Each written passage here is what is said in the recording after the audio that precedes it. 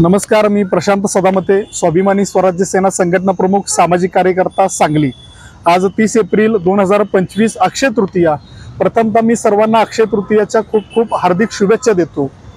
आजच्या दिवशी महाराष्ट्र सरकारच्या वतीनं बालविवाह प्रतिबंधक अधिनियम 2006 या कायद्याअंतर्गत GR-1 पारित केलेला आहे।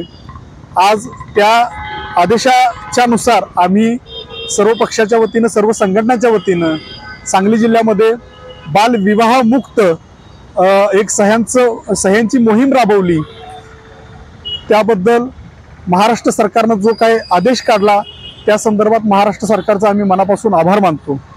आजच्या दिवशी शुभ मुहूर्त असल्यामुळे सामूहिक विवाह मोठ्या प्रमाणावरती होत असतात आणि अशा वेळेला बालविवाह सुद्धा होण्याची एक दाट शक्यता असते, म्हणून सरकारनं हा आज आदेश जारी केलेला आहे। मी सर्व सुजाण नागरिकांना, समाज बांधवांना, सर्व धर्मातील धर्मगुरूंना एक विनंती करतो, आव्हान करतो की असे जर बालविवाह आपल्या निदर्शनास येत असतील तर त्या ठिकाणी आपण ते रोखले पाहिजेत, वेळीच त्याच्यावरती पायबंद केला पाहिजे।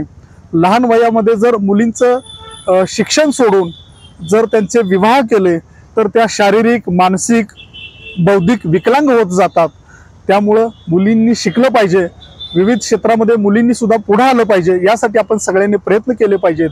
आणि सर्व समाज बांधवांना, सर्व समाजातील धर्मातील धर्मगुरूंना मी विनंती करतो की जो काय शासनाने आदेश काढलेला आहे तर त्या आदेशाप्रमाणे आपण या बालविवाह विरोधी कायद्याची सर्वांनी जनजागृती करूया, त्याचा प्रचार प्रसार करूया आणि असे जर बालविवाह आपल्या निदर्शनात येत असतील तर त्या ठिकाणी आपण रोखण्याचं काम करूया। याच्यासाठी आज आम्ही सर्व पक्ष, सर्व संघटनांच्या वतीनं सांगलीमध्ये सह्यांची मोहीम राबवलेली आहे आणि माझा जिल्हा सांगली जिल्हा हा बालविवाह मुक्त असा जिल्हा, यासाठी आपण सगळ्यांनी प्रयत्न करूया, असं या ठिकाणी मी सर्वांना आजच्या अक्षय तृतीयाच्या निमित्तानं मी जाहीर आव्हान करतो।